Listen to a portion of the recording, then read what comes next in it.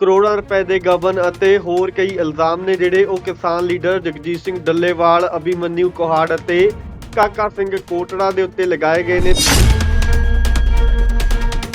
कोई भी कुछ भी बोल सकता है। मैं लेकिन ये जरूर कहूंगा कि वो जो बोल रहे हैं उसको साबित करने के लिए सबूत और प्रूफ लेके आए।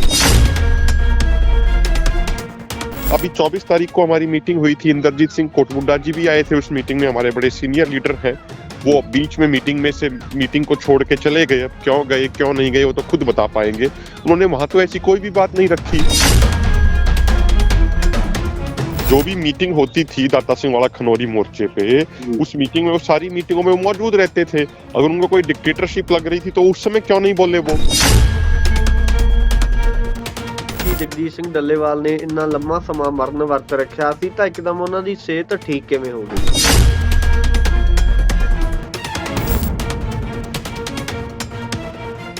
ਤਾਂ ਕਿਸਾਨ ਲੀਡਰ ਇੰਦਰਜੀਤ ਸਿੰਘ ਕੋਟਬੁੱਡਾ ਦੇ ਵੱਲੋਂ ਕਿਸਾਨ ਅੰਦੋਲਨ ਦੇ ਕੁਝ ਲੀਡਰਾਂ ਉੱਤੇ ਗੰਭੀਰ ਇਲਜ਼ਾਮ ਲਗਾਏ ਗਏ ਨੇ। ਕਰੋੜਾਂ ਰੁਪਏ ਦੇ ਗਬਨ ਅਤੇ ਹੋਰ ਕਈ ਇਲਜ਼ਾਮ ਨੇ ਜਿਹੜੇ ਉਹ ਕਿਸਾਨ ਲੀਡਰ ਜਗਜੀਤ ਸਿੰਘ ਡੱਲੇਵਾਲ, ਅਭਿਮਨਿਊ ਕੁਹਾੜ ਅਤੇ ਕਾਕਾ ਸਿੰਘ ਕੋਟੜਾ ਦੇ ਉੱਤੇ ਲਗਾਏ ਗਏ ਨੇ। ਤਾਂ ਅਭਿਮਨਿਊ ਕੁਹਾੜ ਨੇ ਜਿਹੜੇ ਉਹ ਮੇਰੇ ਨਾਲ ਫੋਨ ਲਾਈਨ ਤੇ ਜੁੜ ਚੁੱਕੇ ਨੇ, ਉਹਨਾਂ ਨਾਲ ਗੱਲਬਾਤ ਕਰਦੇ ਹਾਂ। ਤਾਂ ਕੁਹਾੜ ਜੀ, ਕਿਵੇਂ ਦੇਖਦੇ ਹੋ ਜਿਹੜੇ ਸਾਰੇ ਇਲਜ਼ਾਮ ਲੱਗੇ ਨੇ? देखो, जुबान के आगे खुला मैदान होता है, कोई भी कुछ भी बोल सकता है। मैं लेकिन ये जरूर कहूंगा कि वो जो बोल रहे हैं उसको साबित करने के लिए सबूत और प्रूफ लेके आए। खाली बात कहने से कोई बात नहीं बनेगी। अगर उनके पास कोई सबूत है, उनके पास कोई प्रूफ है तो वो मीटिंग के अंदर रखे। अभी 24 तारीख को हमारी मीटिंग हुई थी, इंद्रजीत सिंह कोटमुंडा जी भी आए थे उस मीटिंग में, हमारे बड़े सीनियर लीडर हैं। वो बीच में मीटिंग को छोड़ के चले गए। अब क्यों गए क्यों नहीं गए वो तो खुद बता पाएंगे। उन्होंने वहां तो ऐसी कोई भी बात नहीं रखी। अगर कोई बात थी तो वहां मीटिंग में रखते। अभी 24 अप्रैल को ही तो हुई थी, आज 28 अप्रैल है, अभी 3 दिन पहले ही वो मीटिंग हुई थी, लेकिन उसमें उन्होंने ऐसी कोई बात नहीं रखी। और आगे दोबारा मीटिंग रखने में कोई दिक्कत नहीं है, लेकिन वो जो भी आरोप लगाए उस आरोप को साबित करने के लिए उनके पास सबूत होने चाहिए, उनके पास प्रूफ होने चाहिए। अगर वो मीटिंग में सबूत और प्रूफ रखेंगे और किसी के ऊपर भी अगर आरोप साबित हो जाते हैं तो उसके ऊपर कार्रवाई हो जाएगी। पूरा हाउस, पूरा फॉर्म उसके ऊपर कार्रवाई कर लेगा। लेकिन यदि वो प्रूफ और वो सबूत नहीं दिखा पाए अपनी बात को साबित करने के लिए तो फिर उनके ऊपर क्या कार्रवाई होनी चाहिए ये उनको भी सोचना चाहिए।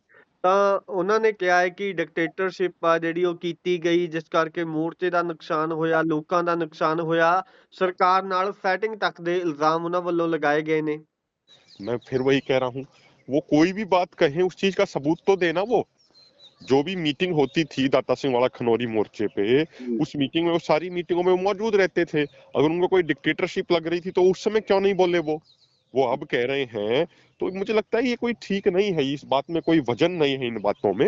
अगर उनके पास कोई भी सबूत है किसी चीज का, कोई भी उनके पास प्रूफ है तो सबूत और प्रूफ उनको सामने रखना चाहिए, मीटिंग के अंदर रखना चाहिए। अगर वो मीटिंग के अंदर नहीं रखना चाह रहे हैं तो मीडिया के अंदर रख दें, बाकायदा वो प्रेस कॉन्फ्रेंस करके सबूत रखें, प्रूफ रखें, कोई ऑडियो प्रूफ हो, कोई वीडियो प्रूफ हो, कोई डॉक्यूमेंट की शक्ल में हो, कोई फोटो की शक्ल में हो।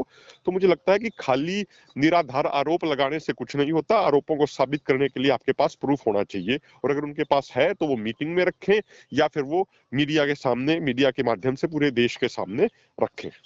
ਤਾਂ ਉਹਨਾਂ ਨੇ ਮੀਟਿੰਗਾਂ ਨੂੰ ਲੈ ਕੇ ਸਰਕਾਰ ਨਾਲ ਇੱਕ ਗੱਲ ਆਖੀ ਹੈ ਕਿ ਸਰਕਾਰ ਦੇ 2-4 ਬੰਦੇ ਆਉਂਦੇ ਸੀ ਅਤੇ ਸਾਨੂੰ ਮਿਲਣ ਨਹੀਂ ਸੀ ਦਿੱਤਾ ਜਾਂਦਾ। ਤਾਂ ਉਹਨਾਂ ਦੇ ਇਸ ਬਿਆਨ ਨੂੰ ਕਿਵੇਂ ਦੇਖਦੇ ਹੋ?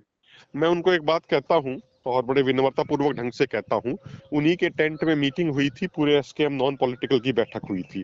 उस बैठक में ये चर्चा हो रही थी कि भाई जगजीत सिंह डल्लेवाल जी का स्वास्थ्य बड़ा खराब है, तो सब लोग बार बार उनके पास मिलने नहीं जा सकते क्योंकि उनको इन्फेक्शन का बहुत ज्यादा खतरा है। तो उन्होंने ही, उनकी अध्यक्षता में मीटिंग हुई थी। वो मीटिंग मिनट्स का वो रजिस्टर निकलवा लें, वो उन्हीं के पास रखा है, वो दिखा दे पूरी जनता के सामने। उन्हीं की अध्यक्षता में मीटिंग हुई थी। उन्होंने ही कहा था कि भाई जगजीत सिंह डल्लेवाल जी के बाद 3 लोगों की ड्यूटी लगाई जाती है, काका सिंह कोटड़ा जी की, सुखजीत सिंह हरदो झंडे जी की और मेरी अभिमन्यु कोहाड़ की। अगर कोई भी बात आती है, कोई भी चीज होती है तो हम उस चीज को कोऑर्डिनेट करें और उसको पूरे फोरम में फिर रखें और पूरा फोरम फिर आपस में मिल बैठ के फैसला लेगा। तो बाद में ये कहना कि 3-4 लोग ही कर रहे थे, अरे आप ये तो बताओ कि आपकी अध्यक्षता में मीटिंग हुई थी, आपने ये कहा था कि भाई इन 3-4 लोगों की ड्यूटी लगा दो, ये लोग कोऑर्डिनेट कर लेंगे। तो बाद में आके फिर वो ये कह रहे हैं, तो मुझे तो बड़ा अजीब लगा, मुझे तो बड़ा हास्यास्पद लगी ये बात। ਜੀ। ਤਾਂ ਉਹਨਾਂ ਨੇ ਇੱਕ ਗੱਲ ਹੋਰ ਵੀ ਕਹੀ ਸੀ, ਮੈਂ ਪੁੱਛਣਾ ਚਾਹਾਂਗਾ ਕਿ 19 ਮਾਰਚ ਦੀ ਜਿਹੜੀ ਘਟਨਾ ਵਾਪਰੀ ਸੀ ਜਦੋਂ ਕਿਸਾਨਾਂ ਨੂੰ ਹਿਰਾਸਤ ਦੇ ਵਿੱਚ ਲਿਆ ਗਿਆ ਸੀ, ਤਾਂ ਉਹਨਾਂ ਨੇ ਇਹ ਵੀ ਗੱਲ ਆਖੀ ਸੀ ਕਿ ਗਿਣਵੇਂ-ਚੁਣਵੇਂ ਜਿਹੜੇ ਲੀਡਰ ਨੇ ਜਿਹੜੇ ਉਹ ਚੰਡੀਗੜ੍ਹ ਲਿਜਾਏ ਗਏ ਸੀ। देखिए, मुझे तो ये लगातार जब हमारी 14 फरवरी को बैठक हुई, 22 फरवरी को बैठक हुई, 19 मार्च को बैठक हुई, तो हर बार पूरे वॉलंटियर्स की टीम हमारी जाती थी। जी। और जहां तक बात है जिनके ऊपर अगर कोई कह रहा है कि फलाने ने सेटिंग करी, फलाने ने सेटिंग करी, मैं कह रहा हूं कि जगजीत सिंह डल्लेवाल जी पुलिस हिरासत में थे, मुझे जेल में भेजा गया, काका सिंह कोटड़ा जी को जेल में भेजा गया, सुखजीत सिंह हरदो झंडे जी को जेल में भेजा गया। हम चारों आदमी तो पुलिस कस्टडी में थे, हम तो जेल में थे। हम तो जी। अब जेल में हम थे और कोई बाहर कोई आदमी हो और वो कोई कुछ कह रहा हो कि ऐसा हो गया, ये हो गया, वो हो गया, कोई आरोप लगाए, तो मुझे लगता है कि उन बातों में कोई दम नहीं है जो लोग बाहर थे। ਜੀ, ਜੀ।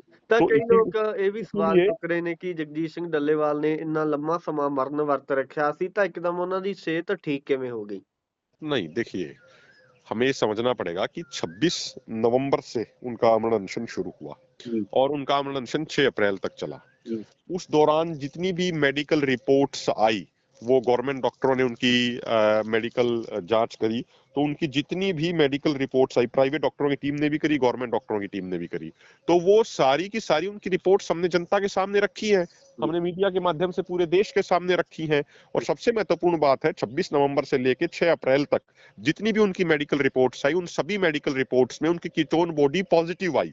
कीटोन बॉडी किसी भी व्यक्ति की पॉजिटिव तब आती है जब कोई व्यक्ति लंबे समय से कुछ ना खा रहा हो, पानी के अलावा कुछ ना पी रहा हो, और उसका शरीर ही अंदर से शरीर को खाए, तो तब जाके उसकी कीटोन बॉडी रिपोर्ट है वो पॉजिटिव आती है। तो पहले दिन से लेके आखिरी दिन तक जगदीश सिंह डल्लेवाल जी की सभी रिपोर्ट्स में कीटोन बॉडी पॉजिटिव आई। ये हम नहीं कह रहे, जो बड़ी रेपुटेड जो संस्थाएं हैं उनके लैब की रिपोर्ट्स कह रही हैं। तो या तो फिर वो लोग जो आरोप लगा रहे हैं वो ये कह दें कि वो लैब ही झूठ बोलती हैं, और अगर लैब झूठ बोलती है तो फिर लैब के ऊपर वो कुछ कार्रवाई करा दें। तो मुझे लगता है कि इस तरीके से खाली हल्की बयानबाजी करने से कुछ नहीं होता। जगदीश सिंह डल्लेवाल जी ने 132 दिनों तक जो त्याग किया है, जो इतने समर्पण भाव से जो अनशन किया है, अगर कोई व्यक्ति सोचता है कि ऐसे हल्की बयानबाजी करके कोई वो चीप पब्लिसिटी पालेगा, तो ये उस व्यक्ति की गलतफहमी है। और सभी मेडिकल रिपोर्ट्स अवेलेबल हैं, अगर आपको भी देखनी है आप अपने पत्रकार को भेज दीजिए, हमने पहले भी दिखाई है और आगे भी हम सभी मेडिकल रिपोर्ट्स सबको दिखाने के लिए पूरे तरीके से तैयार हैं। ਤਾਂ ਅਭਿਮਨਿਊ ਜੀ, ਮੇਰਾ ਆਖਰੀ ਸਵਾਲ ਹੈ ਕਿ ਜਿਹੜਾ ਇੰਦਰਜੀਤ ਸਿੰਘ ਕੋਟਬੁੱਡਾ ਨੇ ਇਲਜ਼ਾਮ ਲਗਾਏ ਨੇ, ਇਹਨਾਂ ਦਾ ਕੀ ਕਾਰਨ ਹੈ ਅਤੇ ਤੁਸੀਂ ਇਹਨਾਂ ਇਲਜ਼ਾਮਾਂ ਦੇ ਖਿਲਾਫ ਕੀ ਐਕਸ਼ਨ ਲਵੋਗੇ?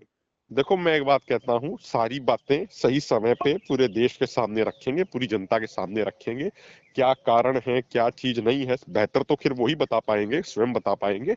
अगर वो नहीं बताते हैं तो कोई बात नहीं है, पूरे फोरम की मीटिंग होगी, अभी रिव्यू मीटिंग भी होनी है, पूरे फोरम की भी रिव्यू मीटिंग होगी, दोनों फोरमों की भी रिव्यू मीटिंग होगी।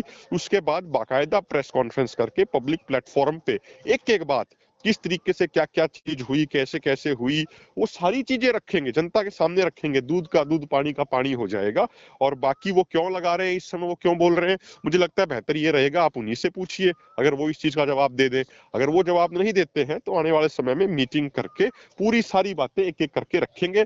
और जहां तक एक्शन लेने का सवाल है, तो हम संगठनात्मक ढंग से चलते हैं, तो पहले संगठन की बैठक होगी, फोरम की बैठक होगी, उसके बाद फोरम जो भी सर्वसम्मति से पास करेगा उस तरीके का एक्शन लिया जाएगा, चाहे मानहानि का मामला हो, चाहे कोई भी हो, जो भी फैसला लेंगे उस फैसले पर अमल करेंगे। जी, धन्यवाद। बहुत बहुत शुक्रिया।